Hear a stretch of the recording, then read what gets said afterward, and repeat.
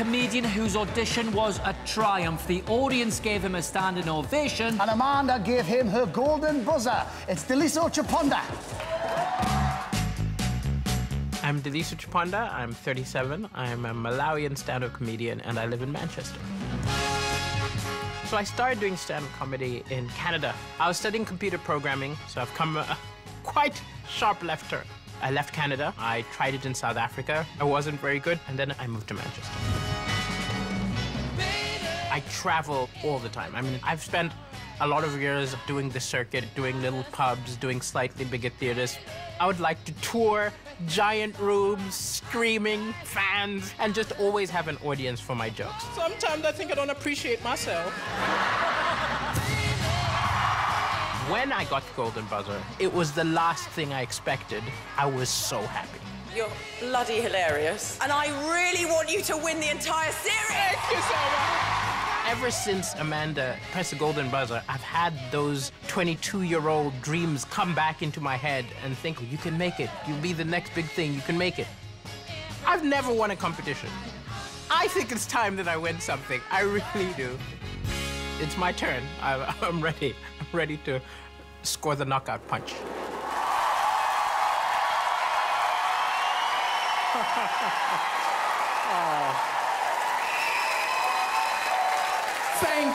Thank you for that welcome, and thank you, Amanda, for pushing that buzzer. Ever since you did it, my life has been bonkers. People approaching me on the road saying, well done, but the most common question I get is, you're from where? Is it Mali, Maui? It's Malawi. And if any of you don't know where that is, it's where Madonna adopted all the babies from. That's us. Yeah, you're jealous. I do miss my little brother.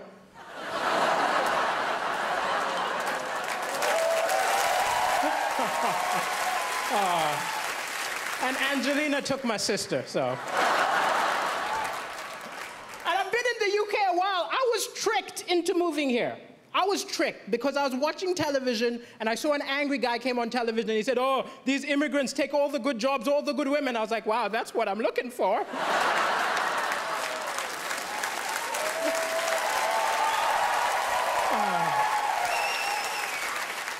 Sometimes comedy, it's hard to laugh sometimes because the news is full of depressing stuff. But I think the thing is, it's misleading because amazing things happen every day, little acts of kindness, but they don't report it. They put it on page 10, they open with the doom and gloom. If the BBC News was a mate of yours, you'd never go over. Look, I'm not going to that depressing barbecue. I'm gonna hang out with Cartoon Network.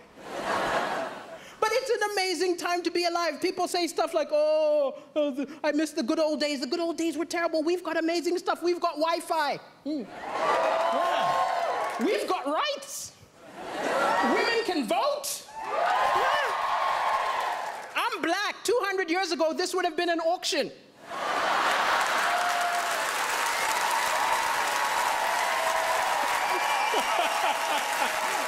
We've come a long way, that's all I'm saying. But even with the doom and gloom, the Malawian press is a lot worse than your press here. I'll tell you. Like, I did the first ever comedy show in Malawi, which isn't an accomplishment. I'm the only stand-up comedian, right? And I called the local press and said, send a reporter. The editor said, why don't you write the review yourself? Huh? You give me some money, I will say we wrote it. I was disgusted by the total lack of integrity in the Malawian press. But wow, that was the best review I ever got. 7 stars! He's a genius! The African Michael McIntyre! But it's crazy I'm on television right now because my ex always felt I wasn't ambitious enough. She always used to be like, you're a comedian, come on, be more ambitious. I said, hey, I'm happy. She said, you're not happy. I said, I think I'm happy. She said, no, be more ambitious. I did not sign up for somebody who's going nowhere. I snapped.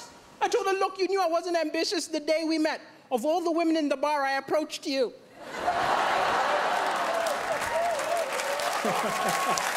Yeah, you're laughing. I'm single now. And I am looking for love, I'll admit. I'm looking for love. You know, gotta get that citizenship, you know. But it's hard to date on a budget. I remember going for a date and the woman made a lot more money than me, which isn't a problem. We're in the 21st century, but I was ashamed. I remember the waiter came up, assumed I was going to pay. Put the bill in front of me, I had to go, I'll get the next one. I felt so pathetic watching her pay. I wanted so badly to be part of the transaction. So I just took the change. I don't understand the British. I saw a beautiful British woman looking at a mirror upset. I said, what's going on? She said, can't you see? It's a fat mirror. I was like, what do you mean the mirror's fat? She said, this mirror makes me look fatter than I really am. I said, wow, I think my eyes have the same problem.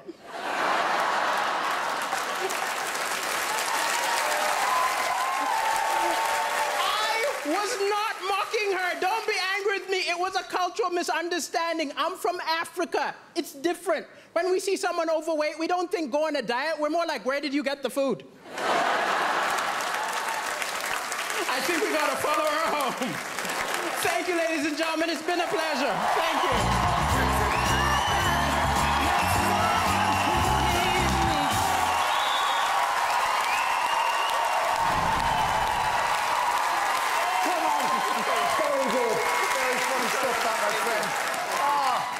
Amanda, are you proud? Oh, Daliso, I love you. I'm so thrilled. I have to say, I think that's even better than the first time we saw you. What I love about you, what I think is so important about comedy is that it has to be very near the edge of edgeness. And you were so on the edge that it made us howl with laughter. I mean, it was naughty, it was edgy, it was fresh, it was cool. And the best thing about you is that nobody can nick your material. Yeah. Michael McIntyre can't take your stuff. Nobody can take your stuff. You are unique, and you really smashed it. I'm proud of you. Well done. Thank you. Thank you. Sam, do you mind reminding me how old you are again? I'm 37. 37. You look good. I have to tell you something. You are one of the funniest people we've ever had on this show.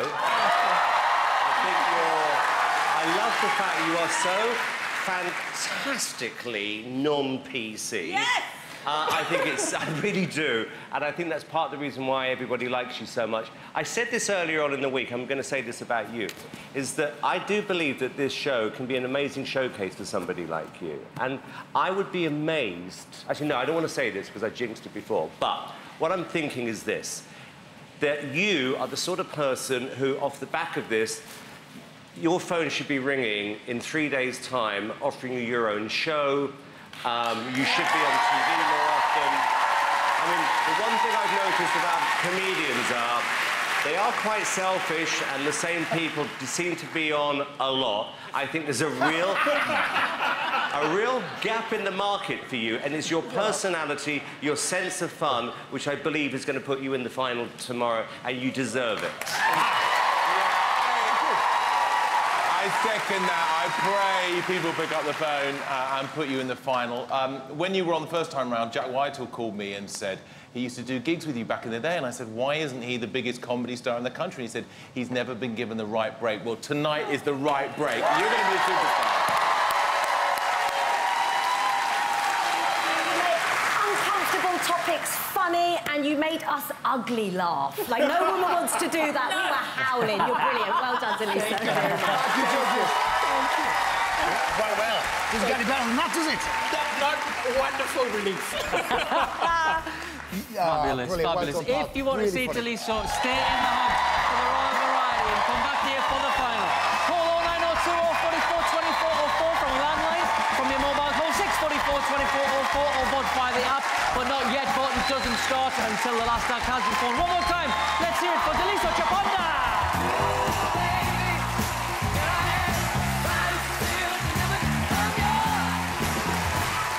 Ah, very funny. Very good indeed. Good. Now, our next act delivered one of the most emotional